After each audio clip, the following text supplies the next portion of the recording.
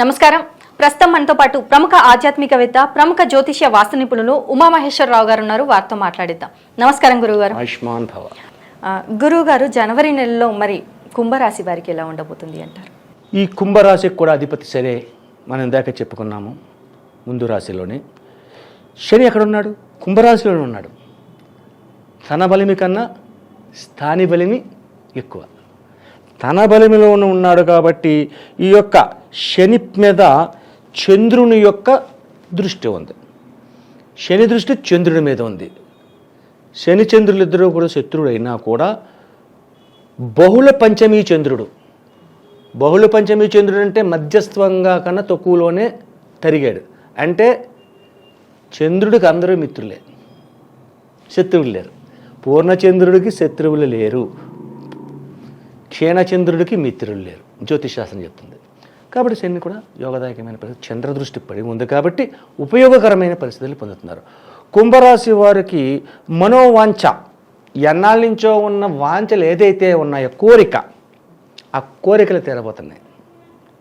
అలాగే ఈ రాశి వారికి ఆదాయ వ్యవహారాలు చూసుకోవాలి. ఆదాయం అనేది చాలా తక్కువ ఉంది. నాకు 10,000 వస్తాయి అనుకుంటారు, రావు. ఖర్చు మాత్రం ఆగదు. మన దగ్గర డబ్బులు ఉన్నాయా లేదన్న తర్వాత సంగతి. ఖర్చు మాత్రం ఆగదు కదా, ఖర్చు పెట్టాలి దేనికైనా సరే. అటువంటి స్థితిలోనే ఉన్నారు. అయితే ఈ యొక్క కుంభరాశి వారికి ఇది నెల పొడవునా ఉందా అంటే కాదు. 1వ తారీఖు నుంచి 5వ తారీఖు దాకా వీళ్ళు ఏం చేసినా లాభించరు. 5వ తారీఖు దాటాలి. 5 దాటి 6వ తారీఖు వచ్చిన తర్వాత కాడి నుంచి ఈ కుంభరాశి వారు అనుకున్న పనులను సునాయాసంగా ప్రయత్నం చేస్తారు. అనుకున్న పనులు అనుకున్నట్టుగా చేస్తారు.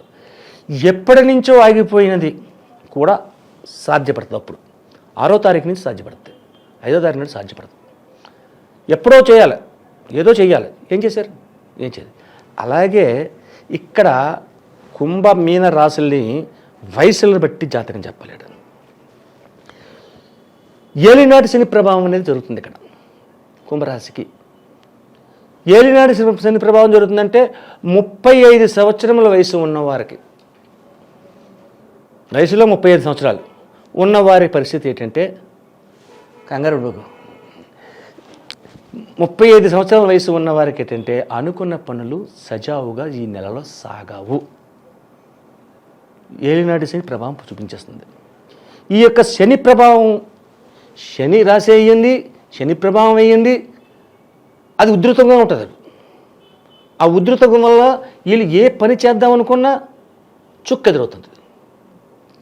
సర్వసాధారణంగా గమ్ముని చేయలేరు. అయితే ఇటువంటి పరిస్థితుల్లో ఉన్నవారికి వివాహం కాని వారు అన్నారు ఇక్కడ.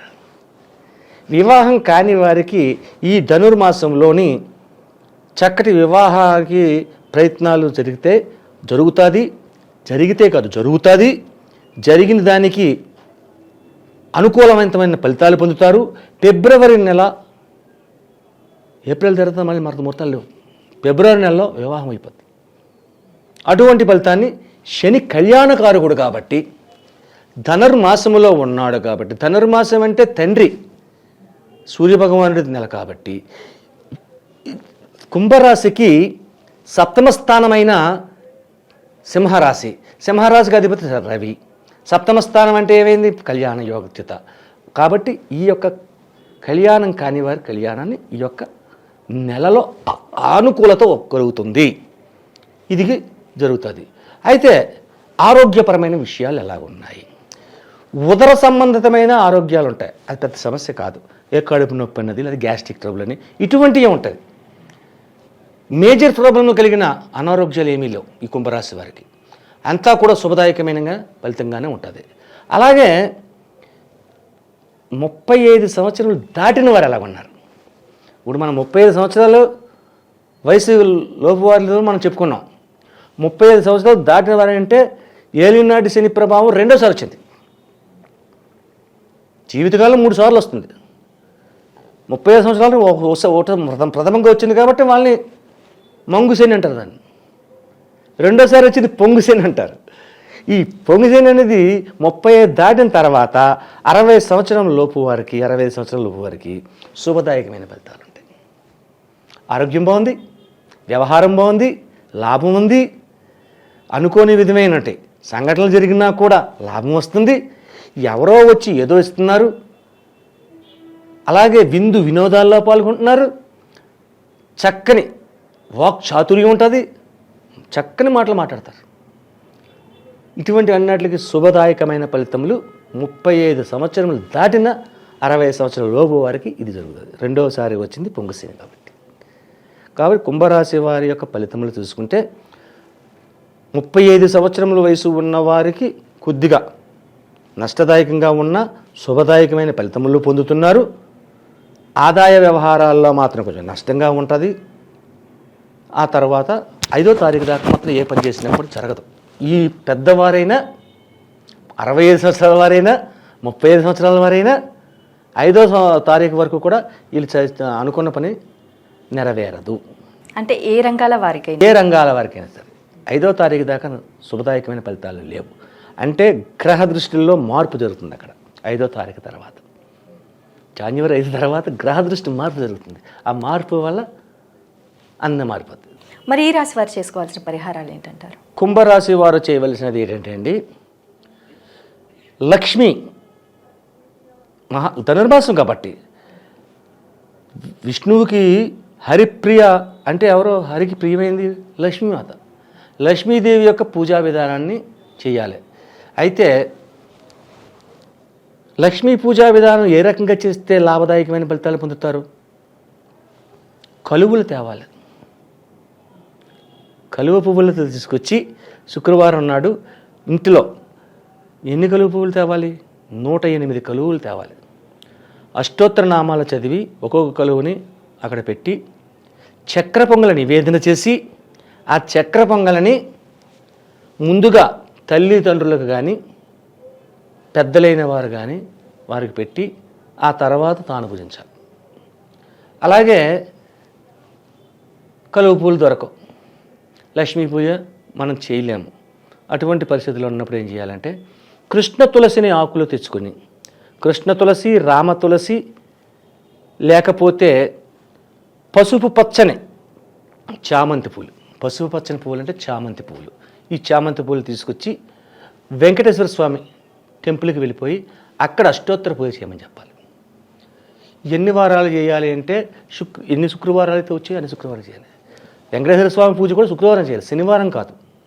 శుక్రవారం నాడే చెయ్యాలి వెంకటేశ్వర స్వామి. అంటే వెంకటేశ్వర స్వామికి భూదేవి శ్రీదేవి ఇద్దరు మాతో పక్కనే ఉంటారు కాబట్టి అందువల్ల ధనుర్మాసములో గోదాదేవిని ఎంత మనము పూజిస్తామో అలాగే వెంకటేశ్వర స్వామిని కూడా అలా పూజిస్తే అందులో లక్ష్మి ఉండాలి.